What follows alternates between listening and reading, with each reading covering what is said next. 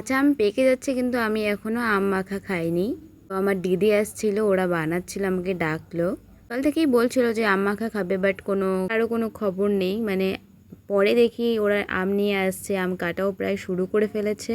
আর তোমরা দেখতেই পারতেছো আমটা একটু হলুদ হয়ে গেছে, মানে পেকে পেকে যাবে, কিন্তু পাকেনি, এখনো টকটা আছেই।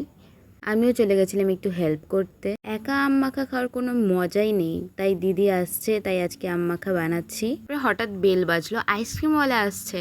ছাড়া যাবে না, এই গরমে তো ছাড়া যাবে না। তারপর এখানে আমরা আইসক্রিম নিচ্ছি, এটা বড় বাবার জন্য। আমরা সবাই কুলফি নিচ্ছি। এখানে দৌড়াতে গিয়ে আমার চামচটা পড়ে যায়, তারপর আমি আরেকটা চামচ নিয়ে সোজা দৌড়ে বড় বাবাকে দিলাম। অ্যাকচুয়ালি আজকে বড় মাই কিন্তু টাকা দিচ্ছে আইসক্রিমের। তারপর আমি সোজা আমার আইসক্রিমের দিকে দৌড়ে গেছি।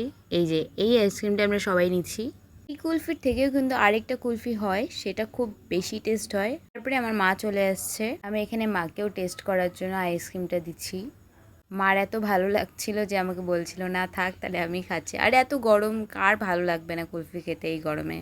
তারপর মার থেকে আমি কাইরে কুইরে নিয়েছি। প্লিজ অন্য কেউ অন্য কিছু ভাববেন না। এত স্বাদকে এত আমাদের আইসক্রিম খাওয়া প্রায় শেষের দিকে। আমরা আবার আম মাখার দিকে যাব। এখানে দিদিরা নোংরা করে রাখছে, আম পাতা দিয়ে ভর্তি, তাই দিদি ওটাকে ঝাড়ু দিতে গেল। আর এই যে দেখো আম মাখা প্রায় রেডি হয়ে গেছে, দেখেই জিভে জল চলে আসছে। আবার এখানে একজনের খাওয়া শুরু হয়ে গেছে, দেখতেই পারছো না, মুখ দেখেই বোঝা যাচ্ছে কতটা টক। আর দেখে বোঝা যাচ্ছে না, কিন্তু অনেকটাই টক ছিল। তাই তবে তোমরা কয়বার খেয়েছো এই গরমের মধ্যে আম মাখা?